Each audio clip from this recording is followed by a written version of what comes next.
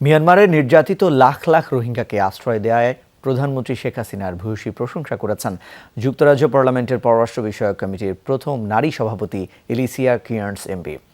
একই সাথে রোহিঙ্গাদের মিয়ানমারে প্রত্যাবাসনে আন্তর্জাতিক চাপ বৃদ্ধির ওপর গুরুত্ব দিয়েছেন তিনি।